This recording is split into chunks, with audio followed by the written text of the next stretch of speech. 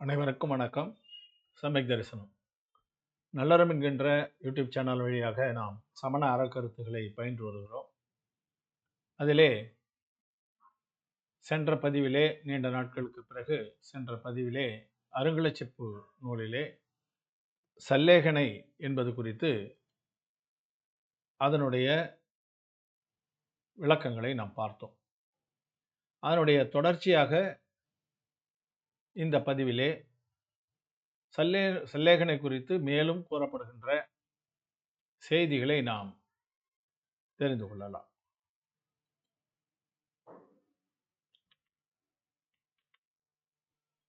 ஏற்கனவே சல்லேகனை என்றால் என்ன, அதை எப்போது ஏற்றுக்கொள்ள வேண்டும் என்பது குறித்த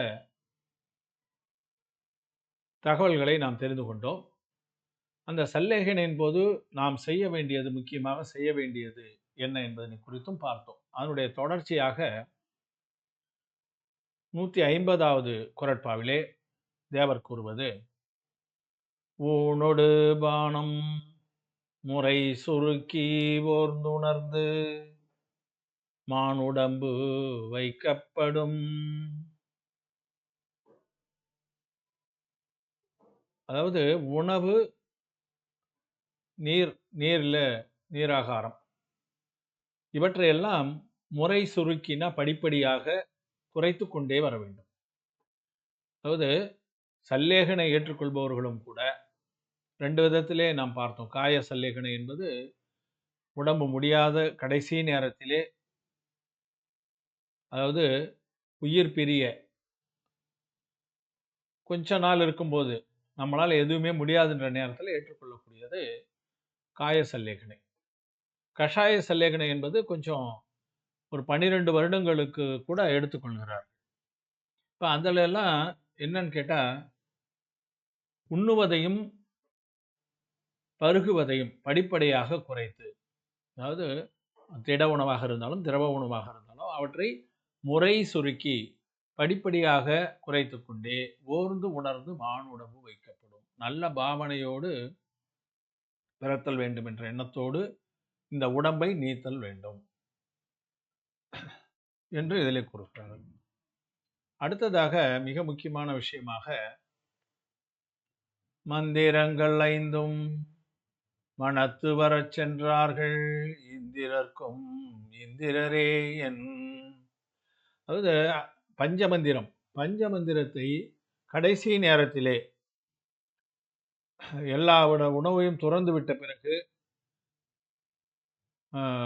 முழுமையான உபவாசத்தை ஏற்று இருக்கின்ற அந்த நிலை, உயிர் பிரிய போகிறது என்கின்ற அந்த நிலையிலே வரும்பொழுது வேறு எந்த நினைவும் இல்லாமல் பஞ்சமந்திரத்தை உச்சரித்து கொண்டே அந்த உயிர் பிரிவதாக இருந்தால் அவர்கள் இந்திரராக சென்று பிறப்பார்கள். தேவேந்திரர்களாக, தேவர்களிலே அந்த கல்பத்துக்கு தலைவர்களாக இருக்கக்கூடியவர்கள் இந்திரர் என்று சொல்கிறோம். அந்த இந்திரராக பிறப்பார்கள் என்று இதிலே கூறப்படுகிறது. ஏற்கனவே நாம் பார்த்தோம், அந்த பஞ்சமந்திரத்தை கேட்ட மாத்திரத்திலே நாய் தேவனாக பிறந்தது என்றெல்லாம் நம்ம பார்த்தோம். இப்போ அந்த மாதிரி இருக்கும் பொழுது இது போன்ற பஞ்சமந்திரத்தினுடைய மகிமையை நாம் உணர்ந்து சல்லேகனுடைய கடைசி நேரத்தில் உயிர் துறக்கின்ற நேரத்திலே பஞ்சமந்திரத்தை தவிர வேறு எந்தவித எண்ணமும் இல்லாமல் அந்த உயிரை சமாதி மரணமாக பிரிதல் வேண்டும் என்று நாம் புரிந்து கொள்கிறோம். ஆகாரத்தை படிப்படியாக தியாகம் செய்து பால் முதலிய திரவ பொருள்களையும் விடுவதற்கு முயற்சி செய்து கஞ்சி ஆகாரம் அல்லது வெந்நீர் பருக ஆரம்பிக்க வேண்டும். பிறகு மெல்ல மெல்ல அதையும் விட்டு மரணம் வாய்க்கும் வரை உபவாசம் இருப்பதாக முடிவு கொண்டு பஞ்சமந்திரத்தை தியானம் செய்ய வேண்டும். அதிலேயே ஈடுபாடு கொண்டு அதை ஜபித்து கொண்டே உயிர் தியாகம் செய்ய வேண்டும் என்று இதிலே நமக்கு விளக்க உரைகளிலே கூறப்படுகிறது. அப்படிப்பட்ட சமாதி மரணம் இந்திர பிறவிக்கு வழிவகுக்கும் என்று அந்த குறட்பாவிலே நமக்கு ஆச்சாரியர் சொல்லியிருப்ப, தேவர் பெருமான் சொல்லியிருப்பதை நாம் பார்த்தோம். இப்போ இந்த பஞ்சமந்திரத்தினுடைய அதனை ஜபிப்பதால் வரக்கூடியது அதனுடைய வகைகளை பற்றி நமக்கு திரவிய சங்கிரகம் நூல் ஏற்கனவே நம்ம பார்த்தோம். அதை நாம் நினைவுபடுத்திக் கொள்ளலாம். அதாவது ஜபித்தல் என்றால் எப்படி செய்வது என்பதை பல விதங்களிலே நாம் ஜெபம் செய்யலாம். நம்ம வழக்கமா பஞ்சமந்திரத்தை சொல்லி 108 முறை செய்கிறோம். அது 35 எழுத்துக்களை கொண்டதாக இருக்கிறது. நம்ம முழுவதாக சொல்லுது. அதை தவிர மற்ற விதத்திலும் கூட பஞ்சமந்திரத்தை நாம் ஜபிக்கலாம். பனதீச சோல ச பன சது துகம் ஏகம் ச ஜபக ஜாயேஹ பரமேட்டி வாசயானம் அன்னம் ச குரு வயேசேன. பனதீச சோல சப்பன, அதாவது 35 எழுத்துக்களை கொண்டதாகவும் 16 எழுத்துக்களை கொண்டதாகவும் 6, 5, 4, 2 ஒரே ஒரு எழுத்தை கொண்டதாக கூட அந்த பஞ்சமந்திரம் அமையலாம் என்று நமக்கு இதிலே ஆச்சாரிய ஸ்ரீ நேமிச்சந்திர சித்தாந்த சக்கரவர்த்தி அவர்கள் கூறுவதை நாம் பார்க்கிறோம், திரவிய சங்கரகம் என்ற நூலிலே. அது என்ன என்ப விளக்கங்களையும் உரை நூல்களிலே நம்ம பார்த்திருக்கோம். பஞ்சபரமேட்டிகளுடைய நாமங்களை ஜபிக்க வேண்டும், தியானம் செய்ய வேண்டும். பஞ்ச நமஸ்கார மந்திரம் அனாதி மந்திரம், அதற்கான பிறப்பு இல்லை, அது அனாதி மந்திரமாக.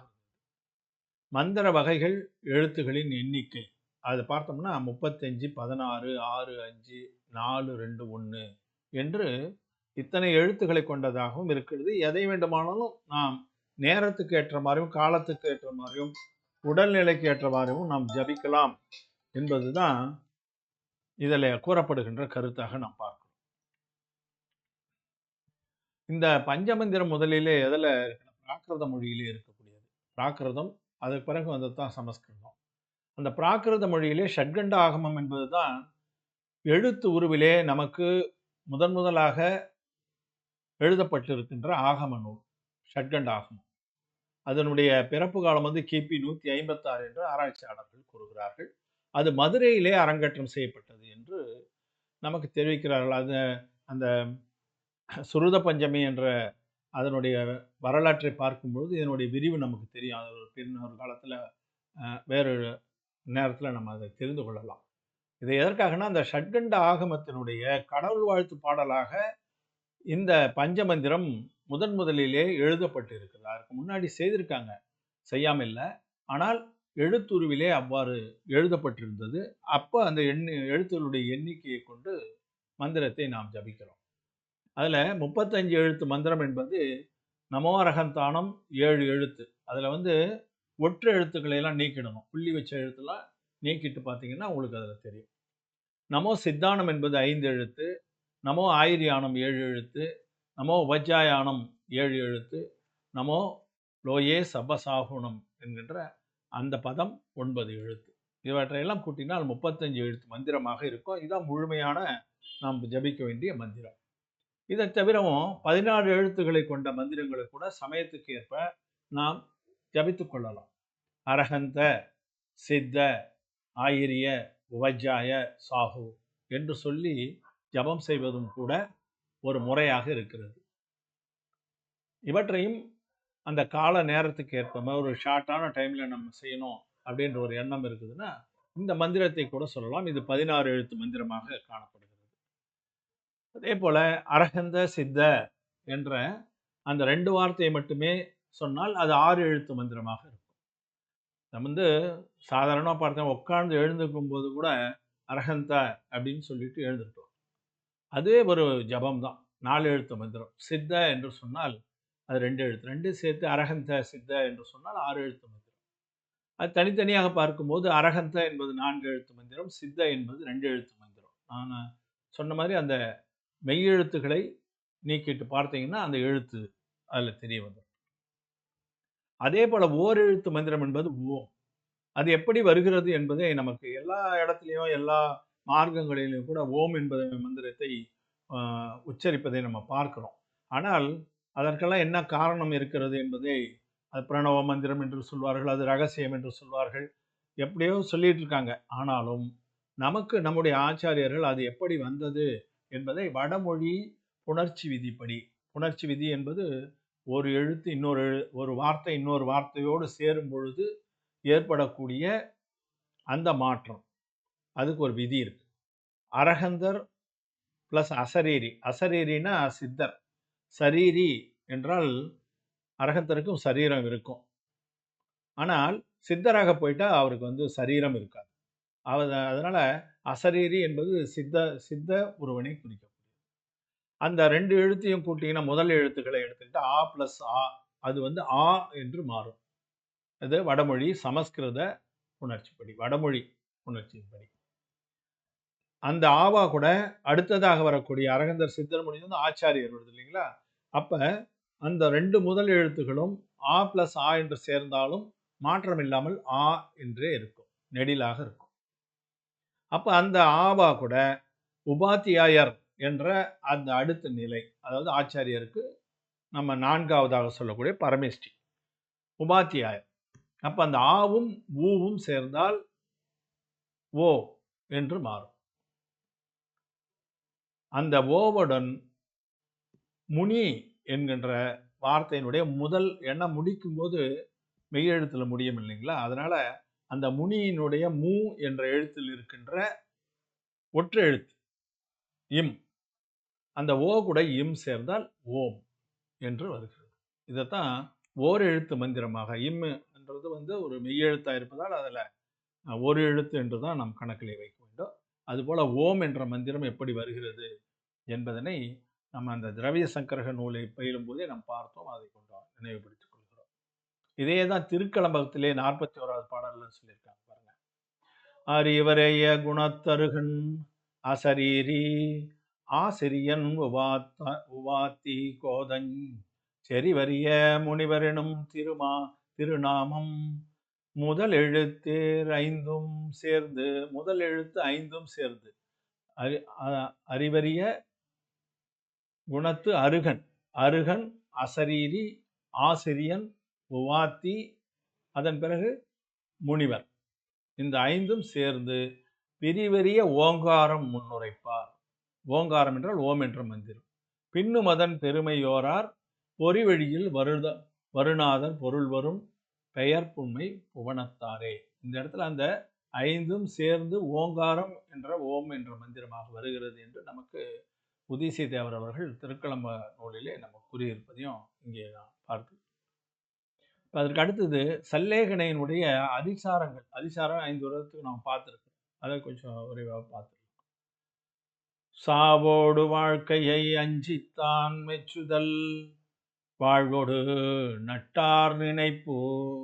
எதையெல்லாம் செய்யக்கூடாது சல்லேகனை ஏற்றிருப்பவர்கள், எதையெல்லாம் செய்தால் அந்த சல்லேகனைக்கு அதிசாரமாக சல்லேகனையை மீறுவதாக ஆகிவிடும் என்பதற்கு இந்த 2 குறட்பாக்கள் இருக்கின்றன.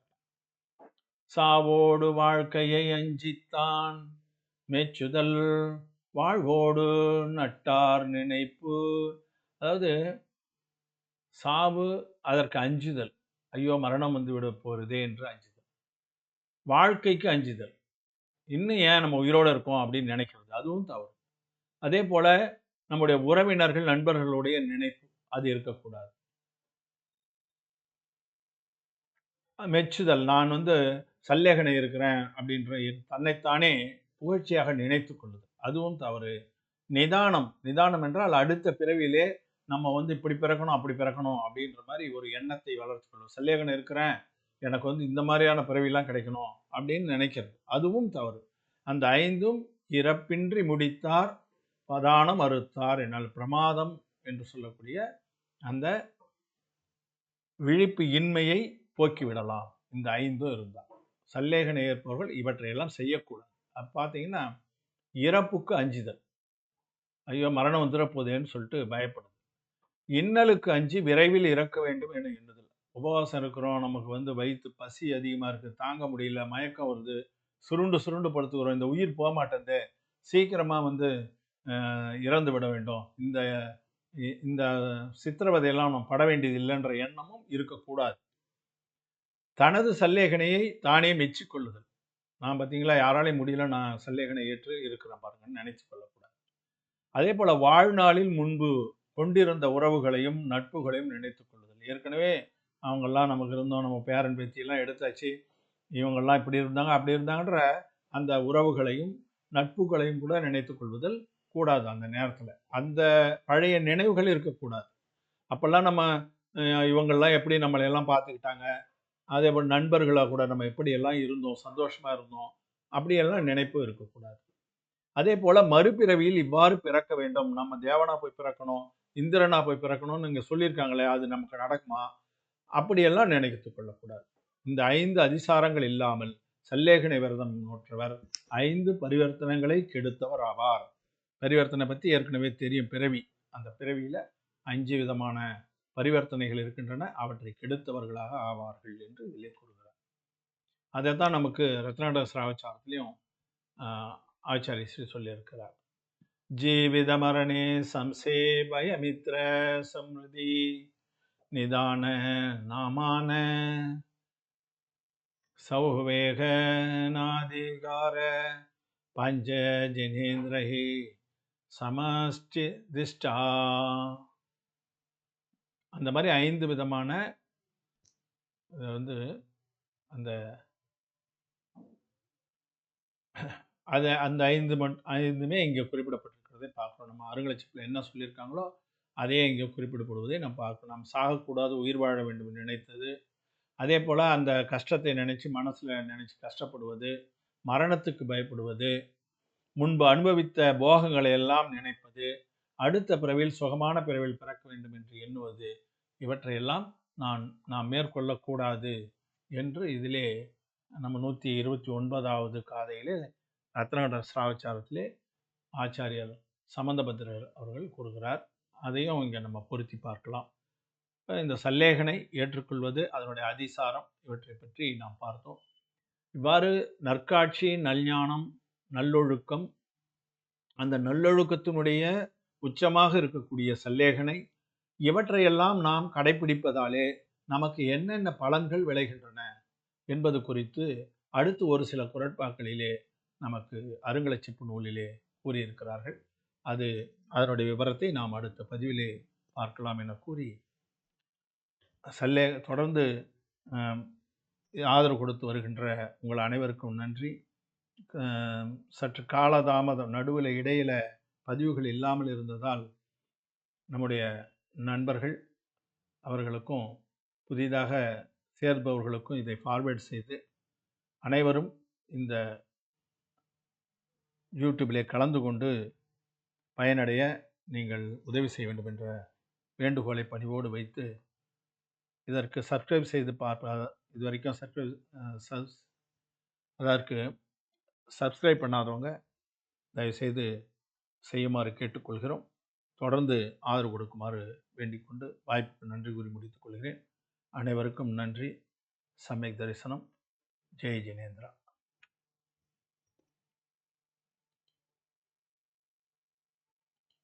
தொடர்ந்து சப்ஸ்கிரைப் செய்து பார்க்குமாறு கேட்டுக்கொள்கிறேன். தங்கள் தெரிந்தவர்களுக்கு இதை ஃபார்வேர்டு செய்து ஆதரவினை வழங்குமாறு பணிவோடு கேட்டுக்கொண்டு முடித்துக் கொள்கிறேன். அனைவருக்கும் வணக்கம். ஜெய் ஜினேந்திரா.